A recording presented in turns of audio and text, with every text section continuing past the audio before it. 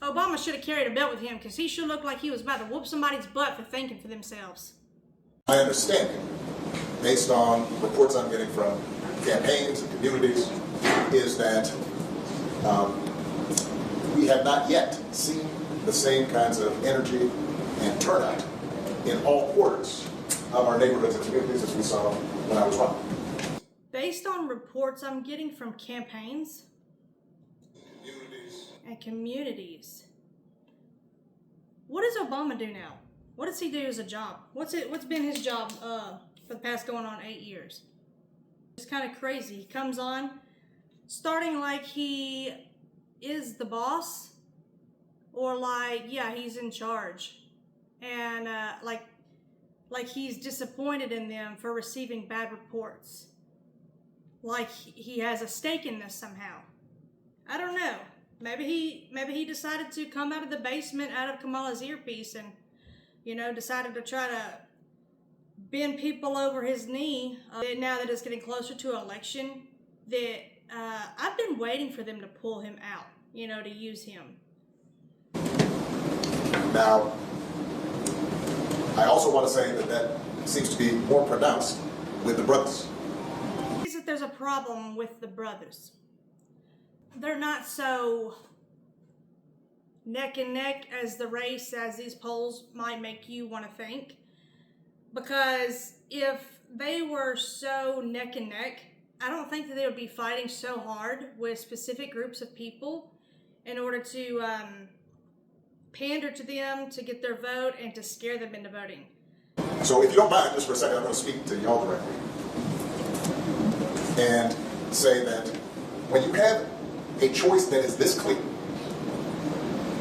when on the one hand you have somebody who grew up like you, knows you, went to college with you, understands the struggles and pain and joy that comes from those experiences, who's had to work harder and do more and overcome and achieves the second highest office in the land and is putting forward concrete proposals to directly address the things that are vital in our neighborhoods and our communities, from housing to making sure that our mothers and our fathers and our grandparents can afford medicine, and making sure that we are dealing with prices that are too high and rents that are too high, and are committed to making sure that we maintain the Affordable Care Act so everybody's got help, and cares about things like education and entrepreneurship in our neighborhoods. And that's on one side. And on the other side, you have someone who has consistently shown disregard, not just for the communities, but for you as a person. And you're thinking about sitting out? I'm not. But, because Putin might be. And you're coming up with all kinds of reasons and excuses. I've got a problem with it.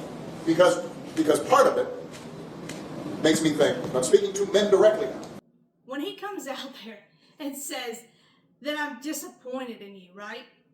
This sounds like my dad coming to me telling me that he's disappointed in me for disrespecting my mom. That's exactly how he's coming out here talking to these grown men, mind you. They're grown men. Part of it makes me think that, well, you just aren't feeling the idea of having a woman as president. And you're coming up with other alternatives and other reasons for that. This is the problem. This is the gaslighting right here. He's telling the men right here, you are not feeling a woman being in the White House as president. Feeling. We can't make our decisions based on feelings. The gaslighting tactic, like this is the reason why you don't want her in office. Never mind, she's a complete dingbat. It's a feeling that you don't want her in the office. You're coming up with alternatives and other reasons for that. I don't know, like the truth, like we actually listen and hear the other side. I don't know who doesn't look both ways before crossing the street, but a wise person would do that. And I think anybody you are talking to in a barbershop, anybody you are talking to in your house, in your family, at church, who is coming with that kind of attitude, I think you have to ask them, well, how can that be? Because the women in our lives have been getting our backs this entire time. They've been raising us and working and having our backs.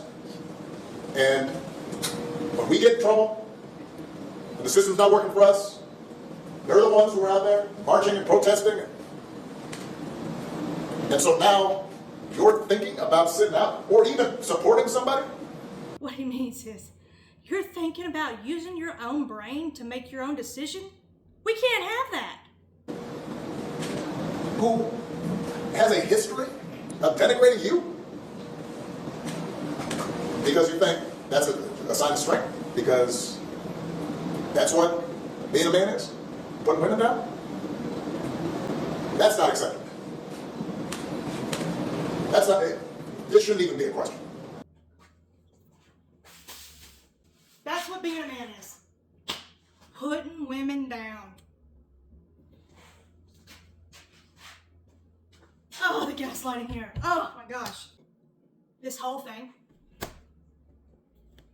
Oops. This whole thing trips me out, man. Who's putting them down? No one's taking away anything. You want to kill your baby. Donald Trump said, fine. I'll leave it to the states. They're not taking any rights away. That he's disappointed in them for using their brain. He's disappointed in them because they can't still pull the wool over majority of their voters' eyes. People are saying, hold up, I'm done with this, Because you're two-faced, you're talking out two sides of your mouth. You know, they did not do a good job this year at fooling the people. They did not. So, he's having to come on here and demolition control everybody and round them back up and tell them shame on you for not voting Democrat.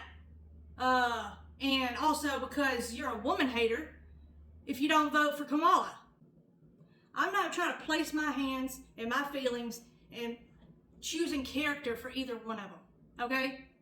I want someone that's going to lift this burden off our backs from the economy. That's what I want. I want to be able to breathe again, and I know everybody else does. So this tactic of shame on you, they have no other reason. You don't hear him explaining why they should vote for Kamala, just besides, oh, you want to put women down too? Shame on you. Your grandmothers and mothers worked hard to raise you. How dare you not vote for a woman? Are you kidding me? That's all you got? Well, that is all you got. That's the best you got. You know, that's it. There's no substance there. I don't get how any of these men didn't stand up and be like, I do think for myself, thank you very much.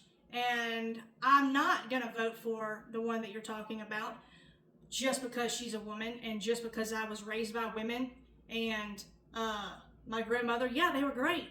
But that's not what I'm going to base my decision on when it has to do with a lot of aspects of my life. Whatever, dude. They really think we're stupid. They really do. I don't understand why they still try to use they come from the middle class as something relatable, like that would be a good leader. Donald Trump went through bankruptcies. You don't think he's learned from that? I mean, he's a billionaire. Obviously, stuff ended up working out. Trial and error, and you make mistakes on the come up. I would rather trust someone with our country and with our economy that has already been through that, mistakes, failing, getting back up and failing, than someone that says that they come from the middle class, because they just don't have the same knowledge. There's a big disconnect with that, with people thinking, oh, that they don't relate to us. And I get that. But when you're running the country, you run it like your own business. You'd want it to be profitable. And so that has to profit the lower class, because they're the ones that are your powerhouse.